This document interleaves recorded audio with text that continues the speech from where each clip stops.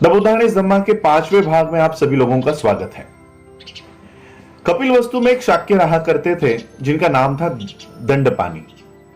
दंडपानी इनकी जो सुपुत्री थी वो 16वां साल उनको लग गया था, तो रीति रिवाज के अनुसार दंडपानी ने उनकी सुपुत्री यशोधरा का स्वयंवर रचाना चाहा और स्वयंवर के लिए पड़ोसी देश के जितने भी युवा थे, जितने भी राजकुमार थे, उनको वो बुलावा इन सभी देशों के युवाओं को भेज दिया गया और एक बुलावा सिद्धार्थ गौतम को भी मिला।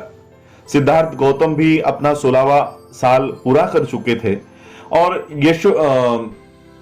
शुद्धोधन और महाप्रजापति भी चाहते थे कि सिद्धार्थ की शादी करवाई जाए और महाप्रजापति ने शुद्धोधन ने उनको इस स्वयंवर, सिद्धार्थ गौतम को इस स्वयंवर में जाने की सूचना दी। सिद्धार्थ भी स्वयंवर में जाने के लिए तैयार हुए। जब वो स्वयंवर के लिए पहुंचे तो सभी युवाओं को देखने के बाद यशोधरा ने सिद्धार्थ गौतम को चुना। जब सिद्धार्थ गौतम को यशोधरा ने चुना और ये बात दंडपानी यानी उनके पिता को पता चली तो वो इतने खुश नहीं थे।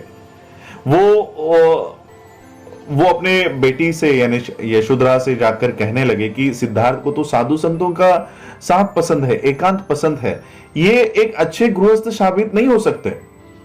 यशोधरा ने अपने पिता से कहा, क्या साधु और संतों का साथ और एकांत पसंद होना ये कोई गुनाह है?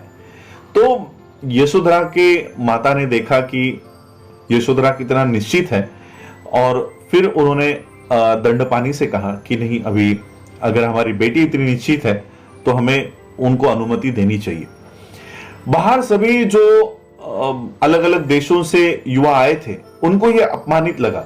उनको यह लगा कि कम से कम यशोधरा ने कोई परीक्षा रखनी चाहिए थी, कोई प्रतियोगिता रखनी चाहिए थी, इस तरह से हमारा अपमान नहीं करना चाहिए था।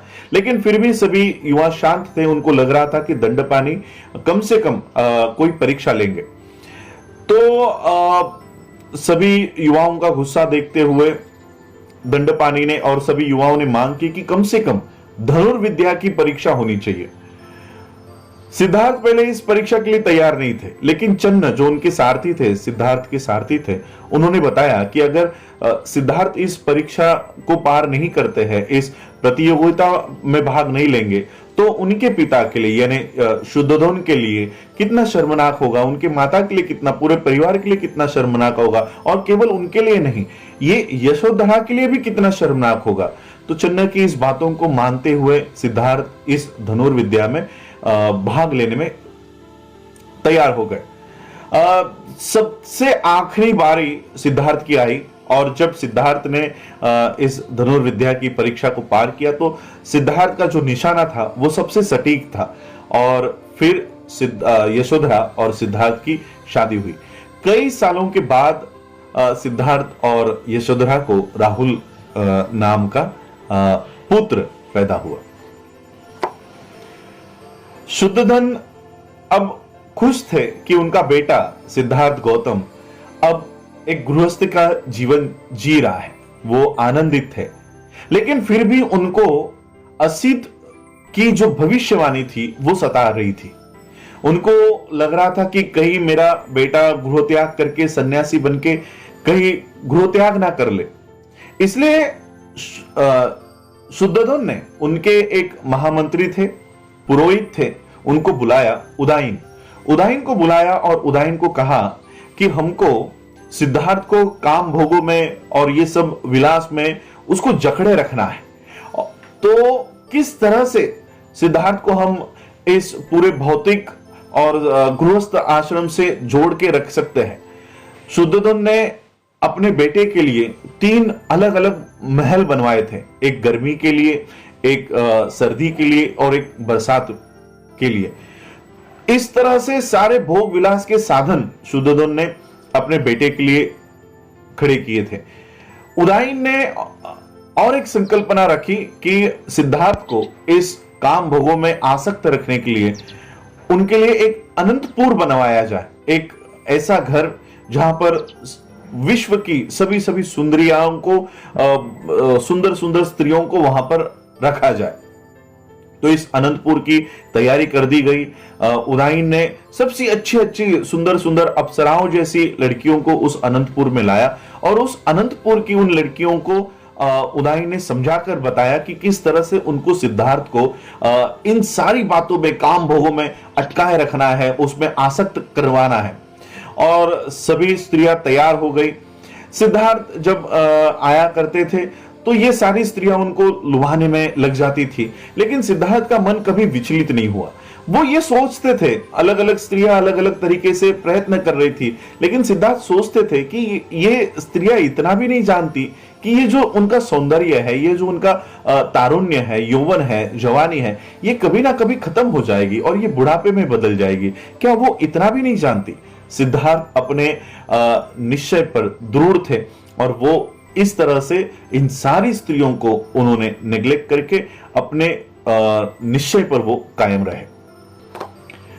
उदाइन को पता चल गया कि सारी जो पूर्व की जो जितनी भी स्त्रियां थी वो सारी की सारी सिद्धार्थ को लुभाने में फेल हो चुकी है, नाकामयाब हो चुकी है। तो खुद उदाइन ने सिद्धार्थ से बात करने की इच्छा व्यक्त की। उदाइन ये सिद्धार्थ के पास आया और उदाइन ने कहा कि राजा ने यानी शुद्धोधन ने मुझे आपका मित्र चुना है और मित्र का ये काम होता है कि अपने मित्र को सही सलाह दे, सही मार्ग पर चलने के लिए उसको प्रेरित करे, गलत मार्ग पर चल रहा है तो उसको रोके और बुरे वक्त में उसके साथ खड़ा रहे। तो ऐसे हालात में जब मैं देख रहा हूं कि आप गृह त्याग के मार्ग पर चल रहे हैं तो ये मेरा कर्तव्य है, आपको रोकना ये मेरा कर्तव्य है। और इसलिए हम इन स्त्रियों को आपके पास लेकर आए, कम से कम इनके ओर देखो तो सही, उनके सौंदर्य को देखो। और जो स्त्रियां ऋषियों तक को मोह डालती थी, क्या वो स्त्रियों का कोई आप आदर नहीं कर सकते? इस तरह से कई सारी बातें उदाइन ने सिद्धार्थ को समझाई। सिद्धार्थ ने उदाइन को जवाब दिया, रिप्लाई दिया। सिद्धार्थ ने कहा मैं किसी का अपमान नहीं करना चाहता, मैं किसी का इंसल्ट नहीं करना चाहता था, लेकिन मैं किसी काम विलास के और भोगों में आसक्त नहीं रहना चाहता। मुझे पता है ये जो जग है ये पूरा अनित्य है, ये रोज बदलने वाला है, हमारी जवानी जाकर बुढ़ापा आने वाला है और ऐसे हालात में मैं इन चीजों से बंधना नहीं चाहता और यही वो वजह है। इसलिए मैंने इन स्त्रियों के अपमान करने के लिए नहीं, मैं अपने आप के निश्चय पर दृढ़ रहने के लिए मैं इस तरह का मैंने बर्ताव किया।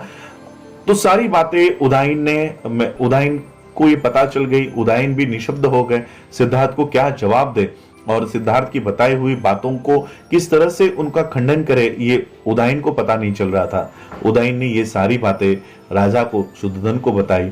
शुद्धोधन को पता चल गया कि किस तरफ सिद्धार्थ का झुकाव चल रहा है, किस तरफ सिद्धार्थ मार्गक्रमण कर रहे हैं। ये सारी बातें शुद्धोधन को पता चल गई और जो अनंतपुर बनाया गया था वो अनंतपुर बंद करवा दिया गया और इस तरह से सिद्धार्थ इन सारी चीजों से अलिप्त होकर अपने दृढ़ निश्चय के पथ पर चलने लग गए।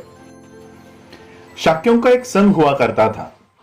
हर शाक्य जो 20 साल की आयु पार कर लेता था उसको उस शाक्य संघ में प्रवेश करना ये कंपलसरी हुआ करता था। और जब शुद्धोधन ने देखा कि सिद्धार्थ अब 20 साल की उम्र का हो गए हैं, तब शुद्धोधन ने शाक्यों के जो पुरोहित हुआ करते थे उनको संदेशा भिजवाया कि सिद्धार्थ अब इस शाक्य संघ के सदस्य बनने वाले हैं। शाक्य संघ के पुरोहित ने ये एक सभा बुलवाई। शाक्यों का एक सभा घर हुआ करता था जिनको संस्थाघर कहा करते थे। तो इस संस्थाघर में सारी मीटिंग्स हुआ करती थी, सभा हुआ करती थी। तो इसी तरह की सभा सिद्धार्थ को सदस्य बनाने के लिए बुलवाई गई और इनका एक नियम हुआ करता था कि कोई भी विषय हो, ये उस बैठक में 3 बार जब तक इसके ऊपर बहुमत पास नहीं होता तब तक कोई निर्णय नहीं लिया जाता था। तो सिद्धार्थ को जब सदस्य बनाने की जो ये सभा चल रही थी तो पुरोहित ने 3 बार इसको पूछा गया और जब किसी ने भी इसका विरोध नहीं किया तब जाकर सिद्धार्थ इस शाक्य संघ के सदस्य बन गए।